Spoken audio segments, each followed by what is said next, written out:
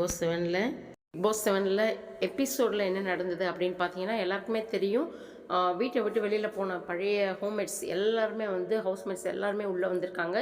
எல்லாருமேன்ட்டு இல்லை, ஒரு பர்டிகுலர் சொம்பு தூக்கிங்க எல்லாரும் உள்ளே வந்திருக்காங்க. ஏன்னா இது பிக் பாஸே உள்ளே அனுப்புன மாதிரி தான் நமக்கு இருக்குது.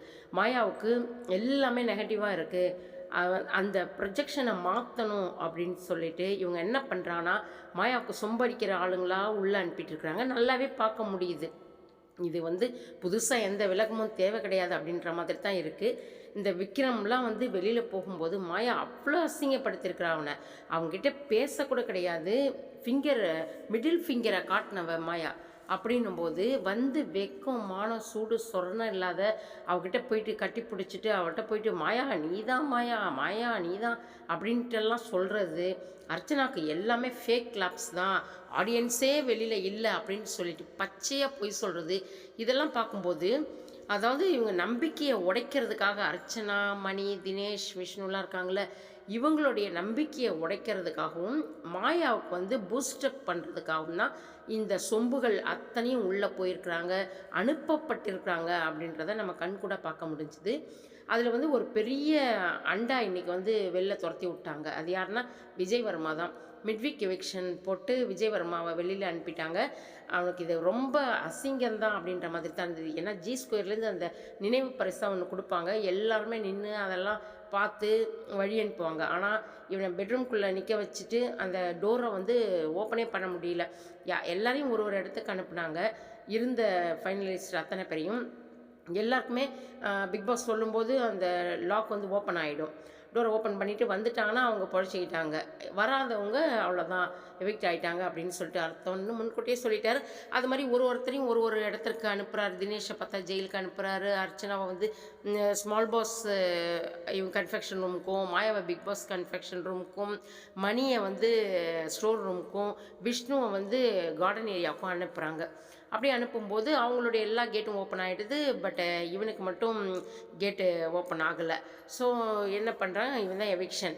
வெளியில் அவங்கக்கிட்ட பேசி சந்தோஷமாக கூட போக முடியாது. இந்த அசிங்கம் உனக்கு தேவை தான் அப்படின்ற மாதிரி தான் மக்களுக்கு இருந்துச்சு. மக்களுக்கு சந்தோஷம்தான். அப்படின்னும்போது இவன் கிளம்பிட்டான். அங்கேருந்துட்டு அப்படியே டாட்டா காட்டிட்டு கிளம்பிட்டான். இது எதுக்காக வந்தான், எதுக்காக வெளியில் போனான்றது எல்லாருக்குமே தெரியும். ரிட்டர்ன் எதுக்கு வந்தான், நீ என்ன பண்ண, அப்படியே பெரிய லாடு லபக்கு மாதிரி ஒரு டைல்ஸாக உடச்சி பெரிய பிரச்சங்கமே நடத்தினான். நல்லா விளையாடுவான் போல இருக்குது அப்படின்னு சொல்லிட்டு நம்மளும் எதிர்பார்ப்போடு இருந்தோம். ஆனால் நான் சொம்புலாம் தூக்க மாட்டேன், நான் பெரிய அண்டாவை தான் தூக்குவேன் அப்படின்னு சொல்லிட்டு மாயாவுக்கு அடிவருடியாக உட்காந்துட்டு இவ்வளோ நாள் சப்போர்ட் பண்ணிட்டு உட்காந்துருந்தான் அப்படின்றது தான் பொய்யாவே ஃபேக்காக. அவன் மாயாவுக்கு ஒரு சப்போர்ட் பண்ணுற மாதிரி ஒரு நடிப்பாக நடிச்சிட்டு இருந்தான். இது ரியாலிட்டி ஷோவே இல்லை. அவனை பொறுத்த வரைக்கும் நடித்து இவ்வளோ காலம் ஓட்டிட்டு கிளம்பிட்டான். அவனுக்கான டைம் முடிஞ்சிடுச்சு. பிக் பாஸ் வெளியில் அனுப்பிட்டார், அவ்வளோதான். ஏன்னா எதுக்கு அனுப்பினாரோ அந்த வேலை முடியுது அப்படின்றதால தான். ஏன்னா மற்ற சொம்புங்க உள்ளே வந்துடுச்சு இல்லை, அதனால் இந்த ஒரு சொம்பு இருக்க வேண்டிய அவசியம் இல்லை அப்படின்னு சொல்லிட்டு பிக் பாஸ் நினச்சிருந்துருக்கலாம். ஸோ விஜய் வர்மா வெளியில் போயிட்டார். விஜய் வர்மா வெளியில் போனது எல்லாருக்குமே சந்தோஷமான ஒரு விஷயந்தான். அதில் வெளியிலேருந்து உள்ளே வந்த ஹவுஸ்மேட்ஸ் எல்லாம் மாயாவுக்கு சொம்படிக்கிறத பார்த்தா சிரிப்பு தான் வருது எங்களுக்கெல்லாம். ஏன்னா எங்களுக்கெல்லாம் வேறு எதுவுமே தோணலை. ஏன்னா அப்படி பச்சையாக புழுகிட்டு நிற்கிறீங்க அப்படின்ற மாதிரி தான் இருந்தது. ஏன்னா நான் மாயானாலே நெகட்டிவ் தான் எல்லாருக்குமே தெரிஞ்சிச்சு. சோஷியல் மீடியாவில் துப்புறாங்க தெரியுது. ஏன் இந்த பிக் பாஸ் அப்படி பிச்சை எடுக்கிற மாதிரி, ஓட்டு பிச்சை எடுக்கிற மாதிரி பண்ணுறாங்க. இன்றைக்கி ஒரு ஏவி போட்டாங்க. அந்த ஏவியில் சுற்றி சும்மாவே மாயாவை காட்டலாம். சாதாரணமாகவே மாயா மூஞ்ச பார்க்க சகிக்காது. இதில் வேறு சுற்றி இந்த ஏவியில் பூரா இப்படியாவது மாயாவை காட்டுவோமே, ப்ரொஜெக்ட் பண்ணுவோமே, இது ஒரு ஓட்டு பிச்சை தான். இதுக்கு விஜய் டிவி வேறு வேலை பண்ணலாம். அடுத்த தடவைலாம் இந்த பிக் பாஸ் ஷோ மாதிரியான ஷோவை ஜீ தமிழ் எடுத்து நடத்தணும் அப்படின்றதான் பெருவாரியான மக்களுடைய கோரிக்கையாக இருக்குது. விஜய் டிவிக்கு இந்த மாயாவால் இந்த பிக் பாஸ் ஷோ டவுன் ஆகி ஷோக்கே கெட்ட பேர் வந்திருக்கு அப்படின்றது தான் நம்மளால் பார்க்க முடியுது.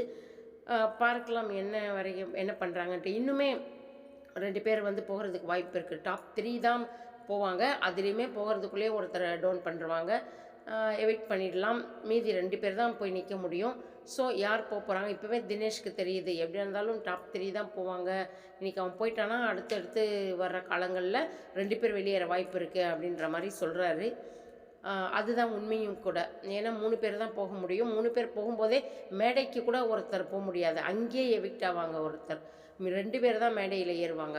எப்படியாவது இந்த மாயாவ கீழ தரதட்டி நிக்கிற இந்த மாயாவ தூக்குறதுக்காக இவங்களுடைய சொம்புகள்லாம் ரொம்ப சொம்படிக்கிறாங்க.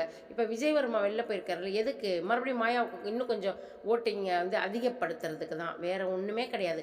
போனா எல்லாரும் ஏன்னா கீழ இருந்த மாயா 8% இருந்த மாயா, அதுக்கு மேல எவ்வளோ பேர் இருந்தாங்க. இருந்தாலும் மாயாவ வெளில துரத்தாம மத்தவங்கள வெளியில அனுப்பிட்டே இருந்தாங்க. இப்ப பார்த்தீங்கன்னா, மாயா இன்னும் கொஞ்சம் அப்படியே முன்னேறி மேல வந்துட்டுருக்கு. இருந்தாலும் தினேஷ் மணியாலலாம் கூட அந்த அளவுக்குலாம் கூட நீ எத்தனை பேர் வந்து புஷ்அப் பண்ணாலும் சரி வர முடியாது அப்படின்றது தான் நல்லா தெரிஞ்சது. பார்க்கலாம். அர்ச்சனா கிட்ட கூட போக முடியாது மாயாவால அப்படின்றது இப்ப இருக்கிற சிச்சுவேஷன வச்சு நம்மளால பார்க்க முடியுது.